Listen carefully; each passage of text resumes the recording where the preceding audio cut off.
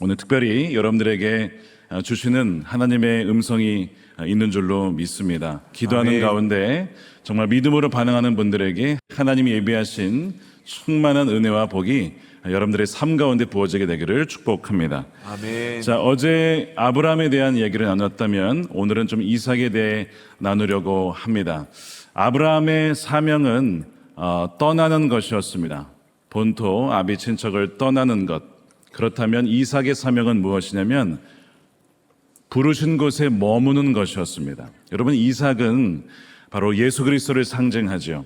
예수님께서 우리를 살리시기 위하여 사명의 자리를 떠나지 아니하시고 십자가를 끝까지 지신 것, 바로 이삭의 사명이 바로 그거였습니다. 사람마다 사명이 다 다르지만 특별히 오늘 머무는 것에 대한, 또 막힌 곳을 뚫는 것에 대한 이야기를 좀 나누려고 합니다. 여러분, 어느 곳에 머문다는 것은 쉬운 일이 아닙니다. 왜냐하면 항상 평안하지 않기 때문입니다. 방해하는 세력도 있고 또 막아서는 세력도 있고 공격하는 대적도 있기 때문에 어떤 사명을 끝까지 감당하기란 참 쉽지가 않죠. 여러분, 이삭도 마찬가지였어요. 하나님께서 주신 가나안 땅이라는 곳을 떠나지 말라라는 하나님의 약속이 있었습니다. 그런데 어떤 일이 벌어지냐면 그 땅에 흉년이 벌어집니다. 가나안 땅에 흉년이 오니까, 여러분, 흉년이 오면 버틸 수가 있겠습니까? 쉽지가 않죠.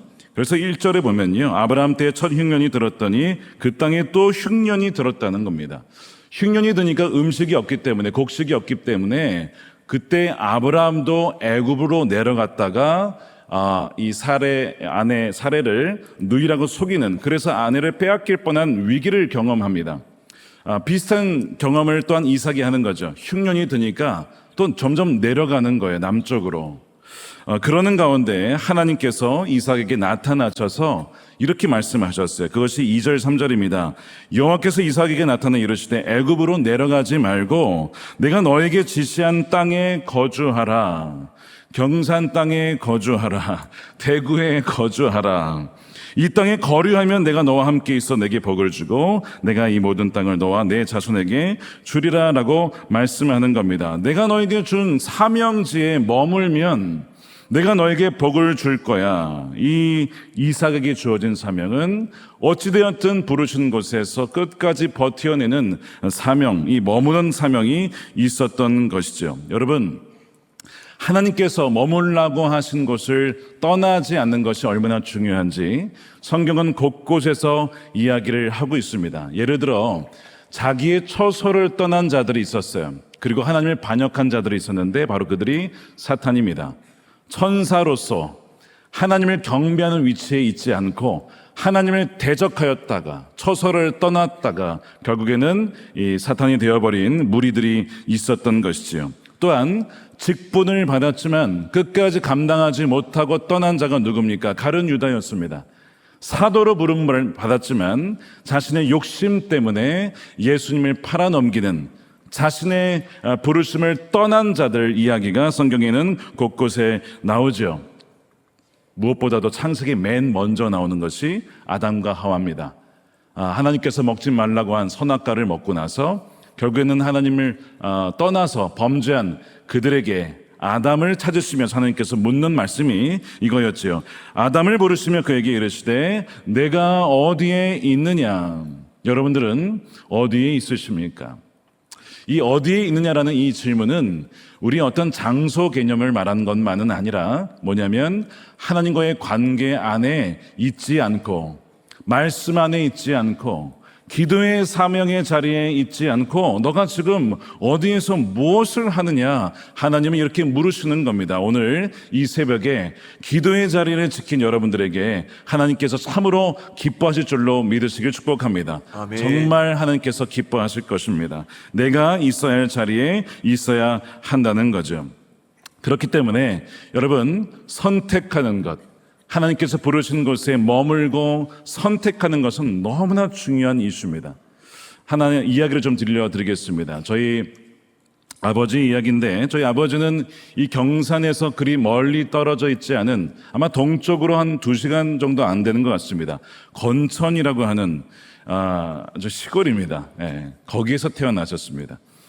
그래서 이제 6.25가 좀 지난 1953년쯤에 저희 아버님이 해방동이신데 저희 어머니 이제 저희는 할머니죠.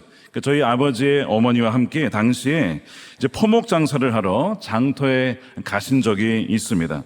할머니는 이제 장사를 하시고 또 저희 아버지는 이제 할 일 없이 그 동네에서 이제 놀다가 이제 장사를 마치고 해가 지기 때문에 돌아와야 했습니다. 사람들이 트럭에 짐을 싣고 다시 이제 자신의 고향으로 돌아가기 위해서 돌아가려고 하는데 그 지역에 이제 저희 이제 그 아버님의 외삼촌이 살고 계셨어요. 수요일이었기 때문에 저녁이었기 때문에 지금 가지 말고 밥을 먹고 예배를 드리고 자고 내일 아침에 올라가라고 권면을 하신 겁니다. 이미 이제 저희 아버님은 트럭에 탄 상황이었고 짐도 실은 상황에서 저희 할머님이 고민을 한 겁니다. 어떻게 할까? 트럭을 타고 오늘 그냥 집으로 돌아가야 할까? 아니면 오늘 예배를 드리고 내일 돌아가야 할까? 중요한 선택이죠. 중요한 이 짧은 고민의 순간 속에 할머니께서 그러면 남아서 예배 드리지 하고 이제 다시 트럭에서 탔던 아들을 내려놓고 이제 예배를 드리게 됩니다. 저녁 식사를 하고 예배를 드리는데 사이렌이 울리는 겁니다. 무슨 일인가 봤더니 그 타려고 했던 트럭이 무장공비의 공격을 받은 거예요.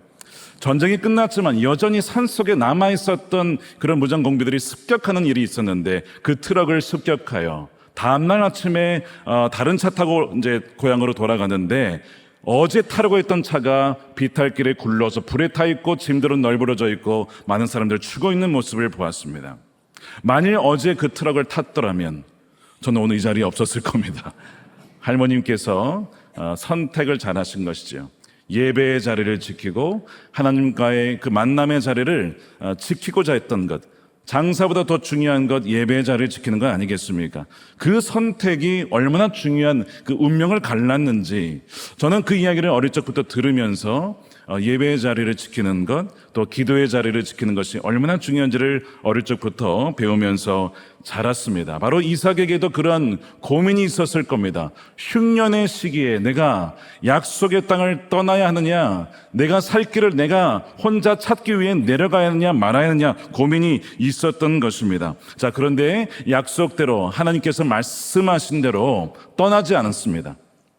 그 가나안 지역을 떠나질 않지요. 그랬더니 하나님께서 어떤 은혜를 주십니까? 12절에 이삭이 그 땅에서 농사하여 그 해에 100배나 얻었고 여호와께서 복을 주심으로 그 사람이 창대하고 왕성하여 마침내 거부가 되어 양과 소가 때를 이르고 종이 심히 많았더라. 하나님께서 그 이삭에게 복을 주신 겁니다. 약속의 땅을 떠나지 말라고 하는 그것을 지켰을 때에 크신 은혜를 주셨던 것이죠. 문제는 그 다음에 또 시작이 됩니다. 그런 흉년의 시기에 복을 받았기 때문에 블레셋 사람들로부터 시기를 받는 거예요. 너는 왜 이방 사람이 와서 이렇게 잘 되느냐? 어떻게 너만 이렇게 잘 될 수 있느냐? 원래 그 땅은 우리 땅이다. 원래 그 우물은 우리 것이다. 이러면서 와가지고 자꾸 빼앗는 것입니다. 그리고 방해를 하는 거예요. 그것이 바로 14절 15절이죠. 블레셋 사람이 그를 시기하여 잘 되면 박수 쳐주고 응원해 주는 사람도 있지만 시기 질투한 사람이 꼭 있기 마련입니다. 이삭이 그런 시기를 받은 거예요. 그 아버지 아브라함 때 그 아버지의 종들이 판 모든 우물을 막고 흙으로 메웠더라. 안타깝죠. 우물이 얼마나 귀한 겁니까? 당시에 지금은 이제 우리가 물 관계 시스템이 잘 돼 있긴 하지만 이 고대 근동에서 사막 지역의 우물은 생명과 같은 곳인데 그것을 흙으로 메웠다는 거예요. 그렇게 악랄한 사람들입니다. 너 죽고 나 죽자 이거예요. 내가 못 되면 너도 못 돼야 된다. 끌어당기는 것입니다. 그런 식으로 이 우물을 막는 사람들이 있었던 것이죠. 그래서 이삭은 그 자리를 피하고 다른 곳으로 이동해야 했습니다. 물론 약속의 땅을 벗어나지 않는 범주 안에서 다른 우물을 찾아서 또 우물을 파냅니다. 또 그러면 다른 그 블레셋 또 그랄 목자들이 찾아와서 또 그 우물을 메꾸는 거예요. 또 빼앗는 것입니다. 그래서 오늘 본문에 보면 그 우물 이름을 이삭이 짓는데 하나는 에색이다. 무슨 뜻이냐면 다툼이란 뜻입니다. 사람들이 나를 시기하여 다투었다. 에색이라는 우물을 짓습니다. 또 빼앗아 가서 다른 우물을 봤더니 그 이름은 또한 신나라고 짓습니다. 신나라고 하는 것은 무엇이냐면 대적하다라는 의미를 갖고 있어요. 사탄과 의미가 같습니다. 어원이 같습니다. 무슨 얘기냐면 이 이삭이 그렇게 계속 잘 되자 빼앗고 공격하는 그 배후에 사탄이 있었던 것이지요. 악한 영의 공격이 있었다는 것을 의미합니다. 이렇게 이삭이 공격을 당한 거예요. 혹시 여러분들 중에 주위로부터 이런 공격을 당하신 분이 있습니까? 모함을 당하신 분이 있습니까?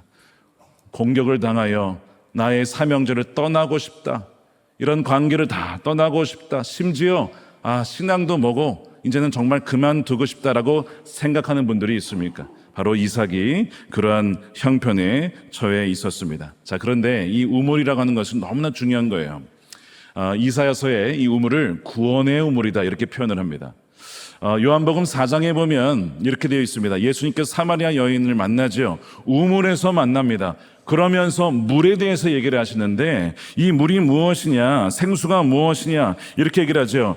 나를 믿는 자는 성경이 이름과 같이 배에서 생수의 강이 흘러나오리라. 그를 믿는 자들이 받을 성령, 즉 그 물은 성령을 가리키는 것이다 라고 얘기를 해요. 다 종합해 보면 우물이라고 하는 것은 구원의 우물이고 그 물은 성령을 의미합니다. 그런데 그것이 어떻게 됐다고요? 막혔다는 것입니다. 그 대적이 이삭의 우물을 막아서 그가 궁극적으로 하나님께 나아가지 못하게 하고 그 성령의 생수를 마시지 못하도록 방해하는 세력들이 있었던 것이죠. 여러분들 혹시 우리가 오늘 특세에 오신 분들은 그렇지 않겠지만 혹여나 기도가 안 되는 분 있습니까? 기도가 잘 될 때가 있지만 잘 안 될 때도 있죠. 이상하게 예전에는 1시간 기도하는 게 어렵지 않았는데 좀 오래 기도한 것 같은데 10분밖에 안 됐어. 20분밖에 안 됐어. 뭔가 기도가 잘 안 되는 경우가 있습니다. 영적으로 답답한 거죠. 가정에 불화가 있습니다. 부부간의 관계가 틀어져 있습니다. 부모와 자녀 간의 관계가 멀어져 있는 그런 가정들도 있을 수 있지요. 말씀이 믿어지고 그냥 내 마음속에 우러나는 마음으로 아멘이 되어야 되는데 아멘이 안 될 때가 있어요. 아멘이 아니라 노멘이 될 때가 있습니다. 주님, 저 말씀은 저와는 상관이 없는 것 같습니다 라고 느껴질 때도 있지요. 여러분, 그 원인이 무엇일까? 우리의 영혼의 깊은 곳에 우물이 무엇인가 이에서 막혀 있기 때문입니다. 뭔가 지금 관계가 막혀 있기 때문에 그런 증상이 나타나는 것이죠. 이 블레셋에 뿌려놓은 흙더미 여러 가지 종류가 있습니다. 그 중에 하나가 어떤 것이냐, 이런 게 있어요. 제가 미국에서 이민교회 목회를 할 때에 한 청년과 대화를 하는데 이 청년이 이런 얘기를 하는 겁니다. 목사님, 저는 하나님의 존재를 믿습니다. 그러냐, 귀하다. 그런데 저는 그 하나님이 우리 삶에 간섭하는 분임을 믿지 못하겠습니다. 이러는 거예요. 왜 그러냐 했더니 하나님이 살아계시다면 이 세상에 왜 이렇게 고통과 고난이 많습니까? 하나님이 살아계시다면 그 모든 문제를 해결해 주셔야 되지 않겠습니까? 그런데 여전히 전쟁과 기근이 많은 걸 보니 하나님은 계셔도 이 세상에는 간섭하지 않는 분 같습니다. 이런 얘기를 하는 거예요. 여러분, 이것이 뭔지 아십니까? 이신론이라고 하는 개념입니다. 18세기 영국에, 저는 이제 감리교인인데 18세기 영국에 퍼졌던 많은 사람들이 그렇게 믿었던 때가 있었습니다. 하나님은 이 세상을 창조하시고 개입하지 않는다는 거예요. 그걸 믿는 사람들이 있었던 거예요. 그래서 웨슬리가 그것을 반박하고 깨기 위해서 웨슬리 부흥 운동을 일으켰던 것이거든요. 이런 것을 믿는 사람들, 왜 그런가? 사탄이 뿌려놓은 흙더미 때문에 하나님에 대한 뭔가 막혀있는 것이 있는 것이죠. 자신의 삶에 풀어지지 않는 고난의 문제를 보면서 하나님은 내 삶에 역사하지 않는 것 같다라고 하는 블레셋에 뿌려놓은 이 쓰레기로 말미암아 바로 하나님을 제대로 믿지 못하는 일들이 벌어지게 되는 겁니다. 이런 일들이 여러분 다음 세대 안에도 벌어질 수 있다는 게 안타까운 일인 거예요. 믿음의 부모 세대는 하나님을 만난 체험이 있어요. 경험이 있어요. 기도 가운데 뜨겁게 하나님 만난 체험이 있지만 다음 세대는 전해 들은 경우가 많습니다. 그렇다 보니까 자신의 삶에 역사하지 않는 것 같은 하나님을 보면서 이런 청년처럼 하나님이 마치 시계를 만들어 놓고 전혀 간섭하지 않는 그 시계공처럼 그렇게 여긴다는 것입니다. 그래서 다음 세대가 다른 세대가 되어버리는 이 안타까운 일들이 벌어질 때가 많이 있는 것이죠. 또한 블레셋이 뿌려놓은 흙더미 또 어떤 종류가 있냐면 이제 오늘 이것이 이제 핵심인데, 하나님이 선하신데 하나님이 선하심을 믿지 못하는 겁니다. 하나님이 선하신 분인가? 다른 분에게는 모르겠지만 내게는 하나님이 선하신 분 같지 않다라고 생각하는 분들이 굉장히 많다는 거예요. 언제 한번 예배를 드리는데 제가 한번 하나님이 선하지 않다라고 믿는 사람들이 있는 것 같습니다. 그런 식으로 이제 예배를 설교를 한 적이 있습니다. 예배를 마치고 어떤 분이 저에게 찾아오셨어요.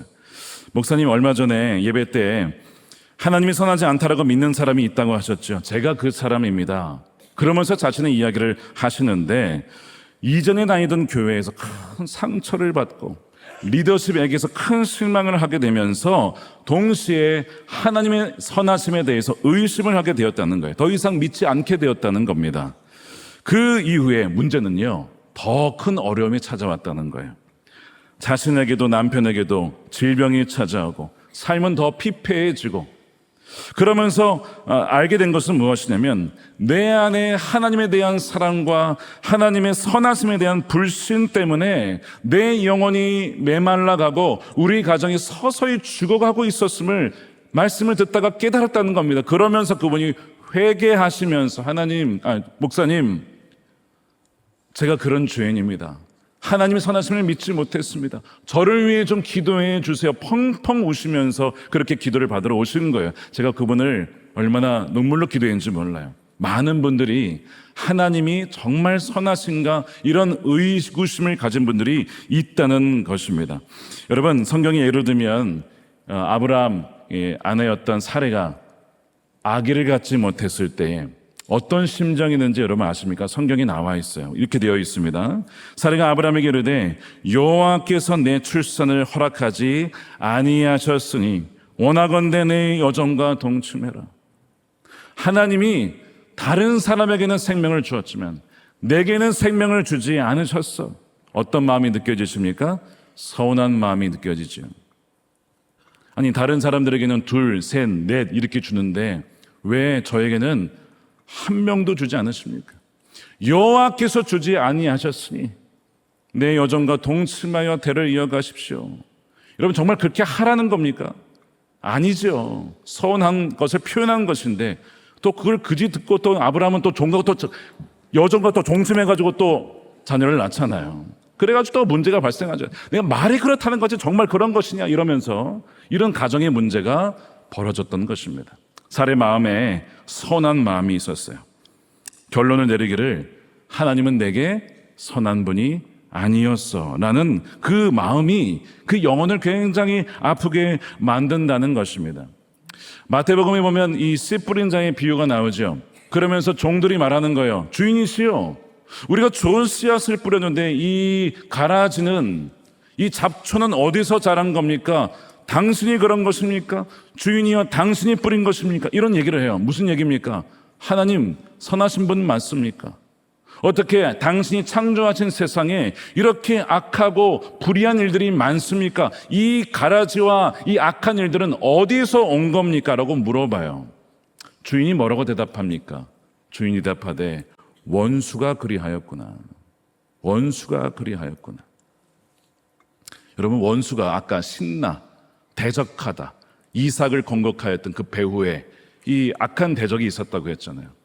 원수가 그리했는데, 원수는 우리 마음에 하나님이 그렇게 만들었다, 하나님이 우리 인생을 그렇게 만들었다라고 오해하게 만들어서 하나님과의 관계에서 멀어지도록, 그 우물이 막히도록 하는 아주 교묘하게 우리를 속이는 존재가 바로 사탄이라고 하는 것입니다. 그래서 원수가 그리하였다는 것은 이건 복음입니다. 하나님께서 그런 것이 아니라 악한 사탄이 그렇게 만들었구나라고 주님은 분명하게 말씀을 하고 계시는 것이죠. 여러분들, 우리의 삶에 이런 원수가 뿌려놓은 이 잡초와 가라지와 흙더미가 있는지 없는지 어떻게 알 수 있을까? 한번 이것을 점검해 보시기 바랍니다. 내 안에 의심이 막 일어나고 두려움이 일어나고 분노가 일어나고 심한 죄책감, 우울함, 다툼, 누군가를 시기하는 마음, 대적하는 마음, 여러분 다 이것이 어디에서 왔을까요? 하나님이 주셨을까요? 하나님은 그런 분은 아닙니다.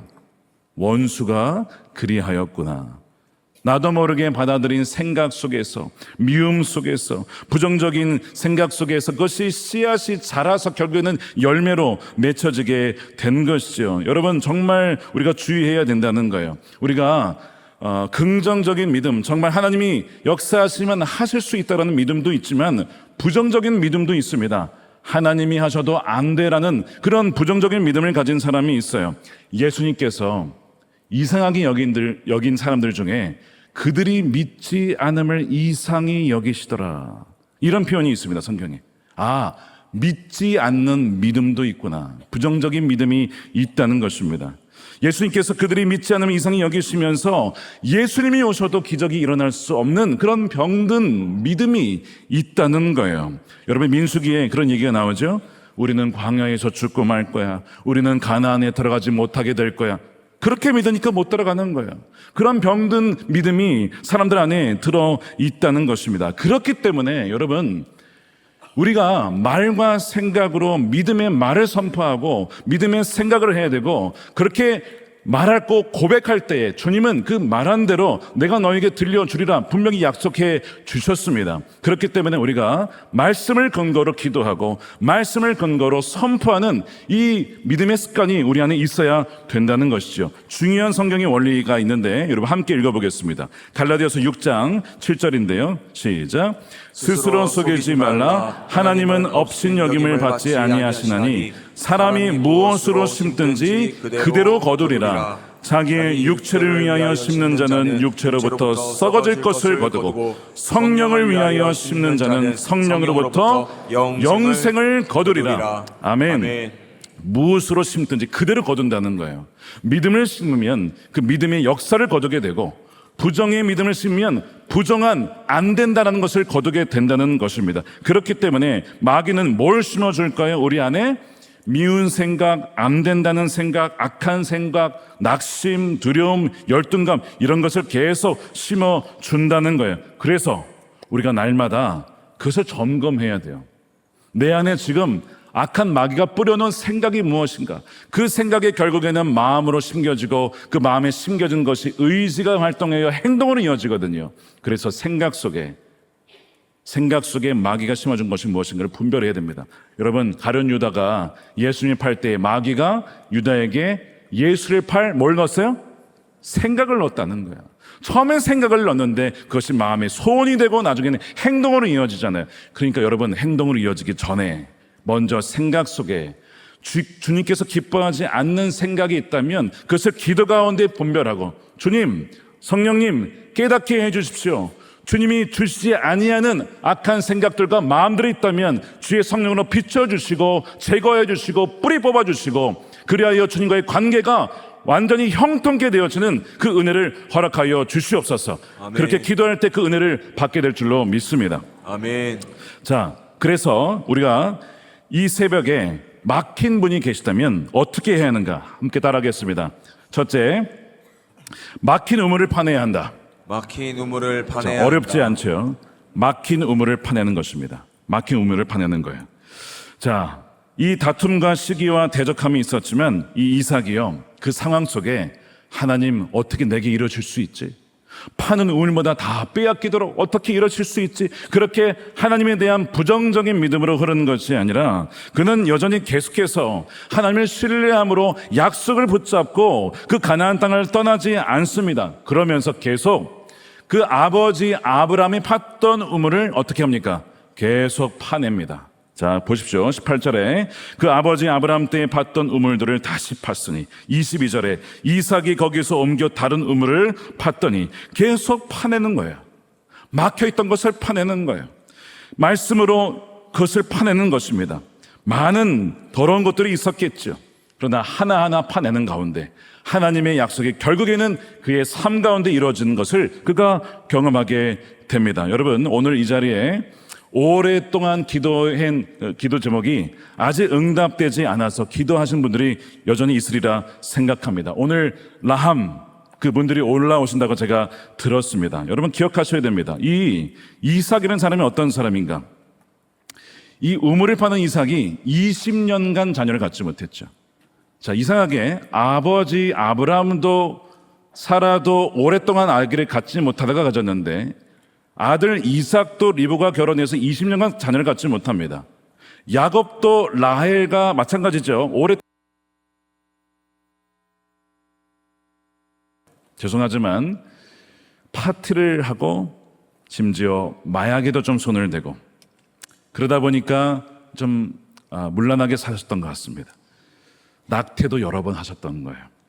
참 안타까운 일이죠. 나중에서야 이것이 얼마나 큰 죄인지, 하나님의 생명을 주셨는데 그 생명을 죽이는 것이 얼마나 큰 죄인지를 깨닫고 회개하고 주님 앞에 매달렸지만 나중에 이 죄가 계속 그 마음을 짓누르는 거예요. 하나님의 은혜로 결혼을 하긴 했습니다. 외국인을 만났어요. 결혼을 해서 이제 임신을 했는데 유산이 되는 겁니다. 임신을 하는데 유산이 되는 겁니다. 결국 아이를 갖지 못했어요. 의사 선생님 말씀에 낙태를 많이 해서 자궁이 상했다는 겁니다. 그러니까 의사 선생님 말씀은 이 상태로는 아기를 갖지 못합니다. 그러니까 안 된다는 결론을 딱 받은 거죠. 이분이 저에게 이런 문의를 하신 거예요. 질문을 하셨어요. 목사님, 제가 회개할 때 그 죄가 십자가의 보혈로 저는 사해짐을 분명히 믿지만 제 몸에는 여전히 죄의 흔적이 남아 있습니다. 이것이 제가 범한 낙태의 죄에 대한 벌이라고 저는 생각합니다. 그러나 저는 정말 죄인 중에 죄인이지만 그러나 하나님의 은혜로 저 같은 자에게도 다시 한번 엄마가 될 수 있는 은혜를 주실까요? 이렇게 물어보셨어요. 여러분 정말 죄인이시죠? 우리 화정공 목사님 표현에 의하면 국가대표급 죄인이시죠? 파티에, 마약에, 낙태에 정말 하나님 입장에서 이 생명 주는 게 맞나? 너에게는 자격이 없다라고 할 만한 사람이잖아요. 근데 그가 그때 그게 죄인 것을 깨닫고 회개하고 돌이켰어요. 근데 이제는 아기를 가질 수 없는 상황 속에서 너무나 간절한 거예요. 제가 뭐라고 답변을 해야 될까? 그때 떠오른 말씀이 다윗이었습니다. 다윗이 바세바의 간음, 정말 끔찍한 거죠. 가정이 파괴가 되는 것입니다. 그 사이에서 자녀가 잉태되었지만 결국에는 죽고 맙니다. 그러나 그게 끝이 아니었어요. 그 다음에 주신 아들이 있었죠. 그리고 그 아들의 이름을 하나님께서 뭐라고 하시냐면 여디디야, 여호와께서 사랑하시는 자라는 거예요. 하나님께서 그의 죄를 용서하시고 그가 진정 회개하였을 때 용서해 주시고 다시 주신 그 자녀의 이름이 여디디야, 여호와께서 사랑하시는 자라는 이름을 주신 것은 그의 죄를 용서해 주시고 내가 여전히 그를 사랑한다는 것을 보여주신 증거였어요. 제가 그 얘기를 하면서 정말 하나님께서 우리 자매님의 그 죄를 회개할 때 용서해 주셨을 것입니다. 그리고 분명 죄인이지만 그러나 십자가에서 주님이 죽으시기까지 사랑하시는 여전히 사랑받는 딸임을 잊지 않으셨으면 좋겠습니다. 제가 이제 그 얘기를 말씀을 드렸어요. 그분이 그 소식을 듣고 이제 뭘 나가기 시작했냐면 여러분들처럼 새벽 기도를 나가는데 여러분 미국 교회는 새벽 기도가 없어요. 갔더니 문이 잠겨 있더랍니다. 그래서 그 미국 교회 그 새벽에 그 문 앞에서 바깥이죠. 거기에서 스스로 새벽 기도를 한 거예요. 무릎을 꿇고 하나님 저에게 다시 한번 엄마가 될 수 있는 은혜를 주십시오. 저에게 생명을 주시면 이 아이를 정말 기도와 말씀으로 기르겠습니다. 이렇게 새벽마다 그 미국 교회에 가서 기도를 하는 거예요. 근데 그렇게 기도를 하는데 어느 순간 기도가 제목이 바뀌더랍니다. 나의 자녀를 위한 기도가 아니라 하나님 우리 가정을 위한 하나님의 뜻이 무엇인가요? 구하면서 북한을 위해서 선교를 위해서 또한 난임과 불임으로 고통받는 다른 사람들을 위해서 기도하고 싶은 마음이 들더래요. 그래서 그들을 위해서 막 기도를 하기 시작했답니다. 여러분 이것이 누구의 기도입니까? 한나의 기도예요. 처음엔 자녀를 주세요라고 하다가 하나님 이 자녀를 주님께 바치겠습니다. 하나님 나라를 위한 자녀로 바치겠습니다. 그렇게 기도가 바뀌잖아요. 마찬가지로 이분에게도 그런 기도가 바뀌었던 거예요. 그러면서 자신의 막혀있었던 우물을 파내기 시작하는 것이죠. 그러면서 이렇게 기도를 드리던 중에 어느 날 마음에 이사야 말씀을 통해서 하나님께서 이런 위안을 주시더랍니다. 이것이 내가 기뻐하는 제사다. 내가 새 일을 행하리라. 결국엔 그 해에 수개월이 지나고 11월에 아기를 임신하고 출산을 했습니다. 여러분 오해하지 마십시오. 이야기의 핵심은 기도했더니 임신했다가 아니라 핵심은요, 기도하는 가운데 하나님에 대한 믿음, 하나님은 선하지 않으신가라는 그 믿음이 사라지고 하나님 여전히 선하신 분이시지, 또한 그녀의 기도가 바뀌었다는 것, 이것이 핵심이에요. 그러면서 그녀가 고백하기를 제가 원하는 것만 간구하던 부족한 기도에서 주변을 둘러보는 성숙한 기도의 자리로 하나님이 저를 이끌어 주셨습니다 라고 하셨는데요, 그분이 한국에 들어오셔서 저희 교회 등록을 하셨어요. 얼마 전에 베이비 블레싱을 하는데 축하를 받고 세례도 받았습니다. 그 아이가.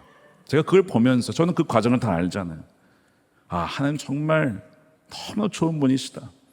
정말 국가대표급 죄인 같은 우리일지라도 십자가에서 우리를 사해 주시고 우리를 용서해 주시고 또한 우리를 사랑하셔서 우리가 생각할 수 없는 그 충만한 은혜를 부어주시는 얼마나 좋으신 분이신가를 다시 한번 그분을 통해서 보면서 제가 얼마나 큰 은혜를 받았는지 모릅니다. 사랑하는 여러분, 하나님이 여러분들을 얼마나 사랑하신지 하나님이 그 사랑을 의심하지 마시고 그 사랑을 그대로 믿는, 받아들이는 여러분들이 되시기를 축복합니다. 자, 그래서 아까 뭐 해야 된다고요? 우물을 파내야 한다고 했죠? 그게 첫 번째입니다. 두 번째는 뭐냐면 따라하겠습니다. 파낸 우물을 믿음의 말씀과 성령으로 채워야 한다. 자, 엄밀히 말하면 이 막힌 것을 제거한 이후에 하나님께서는요, 말씀과 성령으로 그것을 채워 주십니다. 그러면 그 다음에 역사가 일어나게 되죠. 어떤 역사가 일어났냐? 사라 보시면 사라가 태가 열리지 않았었잖아요. 자, 그런데 하나님께서 찾아오셔서 창세기 18장 10절에 이렇게 말씀을 하셨어요. 다음에 이맘때에 내가 반드시 너를 다시 찾아오겠다. 그때 너에게 아들이 있을 거야. 자, 그녀의 그 하나님의 선하지 않다라고 하는 믿음을 제거해 주시고 그 다음에 뭘로 채워주십니까? 말씀으로 채워주셨어요. 내년 이맘때 너에게 자녀가 있을 거야. 내년 이맘때 여러분들에게 자녀가 있게 될 줄로 믿습니다. 아멘. 태가 막혀있는 분들에게 사랑하는 딸과 아들 주님께서 주실 줄로 믿습니다. 아멘. 사라가 그 약속을 받게 된 거예요. 특별한 하나님의 돌보심이 있었던 것이죠. 또한 이 마가복음에 보면 혈루증 앓았던 여인이 있어요. 12년간 고침을 받고자 했으나 고침을 받지 못하고 모든 재산을 탕진합니다. 어떤 마음이 있었을 거야? 하나님은 내게 선하지 않은 분 같아. 근데 그녀는 포기하지 않습니다. 예수님이 오셨다는 이야기를 듣고 이런 믿음을 선포하죠. 내가 그의 옷에만 손을 대어도 구원을 받을 거야. 이렇게 생각했다는 거예요. 그런데 이것을 여러분 영어로 보면요, 이렇게 되어 있습니다. She had been saying to herself, 자신에게 선포했다는 거예요. 자신에게 어떤 선포를 했냐면 내가 그분의 옷자락만 만져도 내가 나음을 입을 거야. 내가 옷자락만 만져도 내가 나음을 입을 거야. 스스로에게 말씀을 가지고 선포한 거예요. 계속 자신에게 반복적으로 선포를 했던 것입니다. 그랬더니 어떤 일이 벌어집니까? 주님께서 뭐라고 하시죠? 딸아, 내 딸아. 주님은 그녀를 잊은 적이 없어요. 주님이 나를 아실까? 예수님이 처음 보는 여인 아닙니까? 근데 내 딸아, 너의 믿음이 너를 구원하였다. 평안히 가거라. 너의 병에서 놓여서 건강할지어다. 주님은 너무나 좋으신 분이었어요. 그녀가 병도 치유받고 구원도 얻게 되어지는 놀라운 은혜를 누리게 된다는 것이죠. 여러분, 오늘 혹시 우물이 막힌 분이 계시다면, 주님과의 관계가 막힌 분이 계시다면 오늘 이 말씀으로 여러분들의 심령을 채우시길 바랍니다. 성령의 이 말씀으로 자신에게 선포하시고 그 말씀으로 나에게 고백하며 적용할 때에 하나님께서 그 믿음대로 여러분들의 삶 가운데 행하실 줄로 믿습니다. 아멘. 하나님께서 여러분들을 얼마나 사랑하시는지, 우리가 비록 정말 죄인 중에 괴수이지만 지옥에 갈 수밖에 없는 존재이지만 동시에 우리가 얼마나 사랑받는 존재인지를 여러분들을 잊지 마시고 그 약속의 말씀을 붙잡고 살아가는 여러분들이 되시기를 축복합니다. 아멘. 자, 이제 결론으로 갑니다.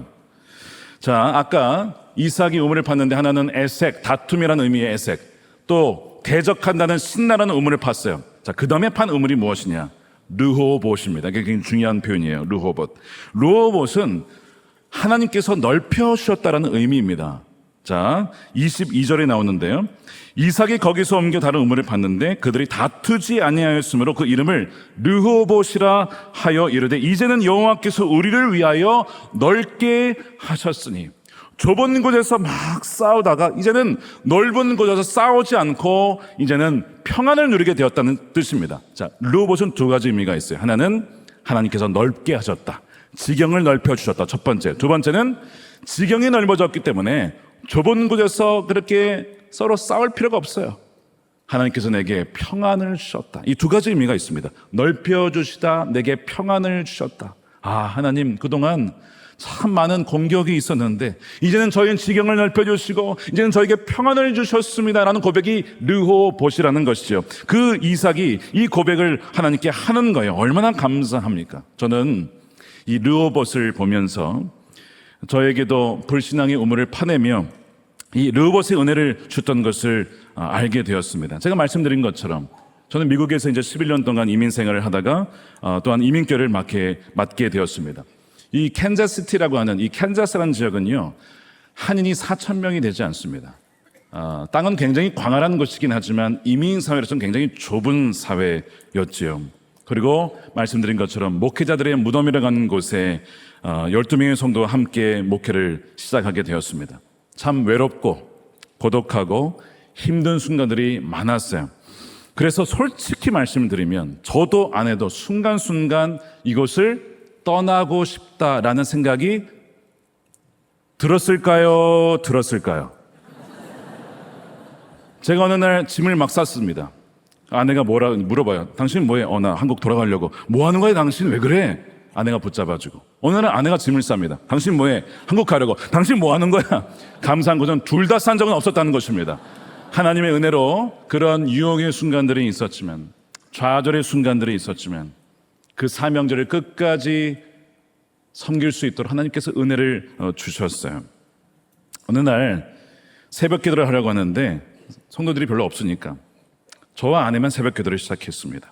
그러다가 한 분이 새벽 기도에 딱 오셨어요. 그 한 분을 놓고 설교를 하는 거예요. 하나님께서 그런 마음을 주셨습니다. 한 명이라고 실망하지 말아라. 그 한 명은 천하보다 귀한 나의 사랑하는 자녀다. 그러니까 그 한 명, 1,000명 모였다 생각하고 10,000명 모였다 생각하고 그렇게 말씀을 준비하고 기도해라. 그런 마음을 주시는 거예요. 처음엔 그게 잘 안 됐어요. 한 명이지 그게 1,000명입니까?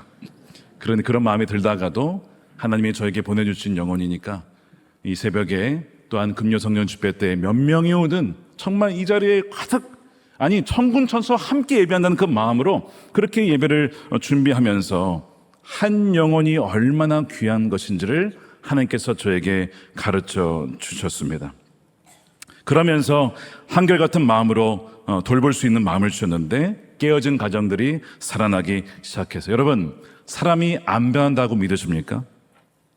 혹시 그런 분이 계시다면 그것도 블레셋이 뿌리는 흙더미일 수 있어요. 저는 이민 목회를 하면서 사람들이 변하는 것, 가정들이 회복하는 것을 참 많이 보았습니다. 한 가지 예를 들면 정말 주 안에 사신 분이 한 분 계셨습니다. 그 주가 술주자입니다.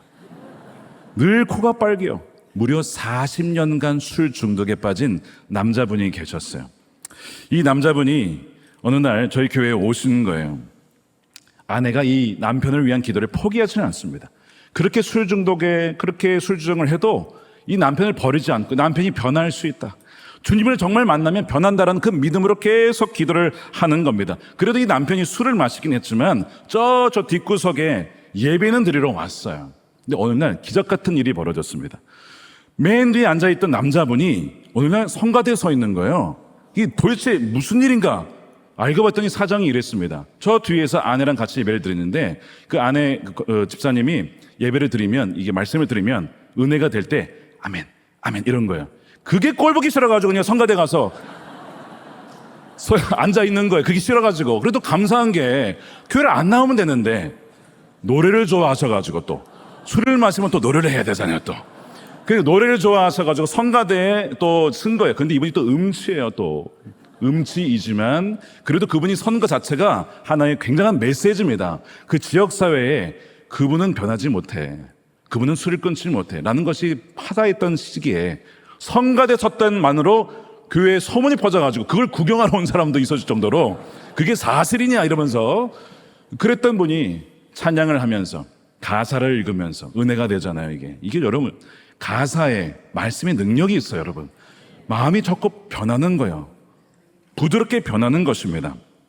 그러면서 어느 날은요 금요 성령 집회를 드리는데 그분이 그 날도 온 거예요. 깜짝 놀랐어요. 제가 예배를 드리다가 그분이 오셔가지고 그분을 계속 쳐다봤어요. 이렇게 그분이 왔어 이러면서 이분이 왜 오셨는가. 코로나가 터지고 사업이 다 스탑이 됐어요. 레스토랑 하셨는데 아무것도 할 수 없는 상황이 된 거예요. 동시에 어떤 일이 벌어졌느냐. 어느 날 갑자기 그런 비슷한 시기에 술만 생각하면 술이 싫어지고 겁나고 머리가 아프고 토해내고 싶어지더래요. 이게 뭐 자기가 한 거겠습니까? 그렇게 된 거죠. 그렇게 술을 좋아하시는 분이 토하고 싶다는 거예요. 그러면서 제가 그 시기에 9개월간 딱 12명만 제자훈련 시키겠습니다. 제가 모집을 했는데 11명까지 모집이 되고 1명이 모집이 안 됐어요. 제가 그렇게 광고를 했더니 자기가 그 사람 같다면서 지원을 하시는 거야. 9개월을 매주 훈련하는데 진짜 단 한 번도 안 빠지시고 개근을 하셨어요. 수료를 하시는 날 그분이 이렇게 고백하십니다. 12명을 모집할 때 1명이 모자라다는 말을 듣고 그 1명이 나구나. 주님이 나를 부르시는구나. 그렇게 믿어졌습니다. 저는 사실 40년간 질질 끌려다니는 신앙생활을 했습니다. 그런데 코로나 터지면서 가게 문을 닫았는데 그때부터 놀랍게 40년간 마시던 술이 싫어지고 술이 겁나고 술 생각만 하면 머리 아프고 토해내고 싶어졌습니다. 과거에 사업이 크게 망하고 고난의 시간들을 보냈습니다. 그러나 돌아보면 누군가 저를 위해 항상 돌보아 주시고 기도해 주신 분들이 있었음이 생각납니다. 이제는 정말 예수님을 알았으니 그분 안에 머물고 그분을 따라가며 제자를 삼는 제자로서 겸손과 소박함과 사랑과 공유를 베푸는 하나님의 자녀로 살고자 합니다. 귀한 고백이죠. 캔사스 지역에 이런 루머가 있었어요. 예수님이 오셔도 안 된다. 근데 그 12명이었던 교회가 50명, 100명, 150명, 200명 그렇게 하나님께서 회복을 시켜 주셨어요. 하나님께서 넓혀 주신 것이죠. 그러나 진정한 르호봇은 그 숫자가 아니라 죽어가던 가정들이 평안을 누리게 되고 다툼이 그친 자리에 예배가 회복되는 것이 진정한 르호봇이었습니다. 누가 그 가정을 살렸습니까? 누가 그 교회를 살렸습니까? 하나님께서 그렇게 살려주신 것이죠. 어느 날 제가 목회를 하는데 어떤 성도님이 저에 대한 꾼 거를 전해주셨어요. 데이빗, 영어로 이렇게 얘기해요. 데이빗, 당신은 머지않아 많은 사람들 앞에서 말씀을 전하게 될 겁니다. 또 다른 분이 꿈을 꾸신 것을 저한테 얘기를 하셨어요. 목사님은 언젠가 더 넓은 곳으로 많은 사람들에게 수천 명에게 말씀을 전하게 되실 거예요. 그래서 제가 어딜 가겠습니까? 저의 목회자는 여기이고 저는 이렇게 소박하게 목회하는 것도 참 좋습니다. 근데 정말 2021년의 5월에 저는 뭐 지원도 하지 않았고 아무것도 하지 않았는데 그냥 소남목자교회 담임이 됐다라는 청명위원회 전화가 왔어요. 제가 그때 꿈 생각이 났습니다. 그 두 분이 말씀해 주신 것을 생각이 났어요. 많은 분들에게 말씀을 전할 수 있도록 그렇게 인도해 주시나 보다 이렇게 생각을 했습니다. 너무나 부담은 됐지만 제가 결정한 게 아니었기 때문에 하나님께서 강권적으로 이끌어 주신 것이었기 때문에 일주일간 기도한 이후에 순종하기로 했습니다. 저는 이 자리에 온 것이 전적인 하나님의 은혜임을 저는 분명히 믿습니다. 제가 한 게 아무것도 없어요. 정말 하나님께서 하신 것이기 때문에 자랑할 것이 하나도 없습니다. 모든 것이 은혜이죠. 그러나 돌아보니까 하나님의 은혜로 한 가지 잘한 것이 있다면 무엇이었을까?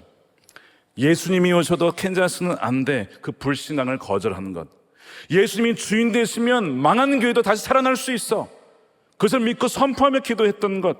어떤 어려움이 있어도 하나님 나라라고 하는 그 사명의 자리를 떠나지 아니했던 것을 하나님께서 기뻐하셨구나라는 그 마음이 들었습니다. 저의 르호봇은 작은 교회를 섬기다가 큰 교회로 옮겼다. 그것이 아닙니다.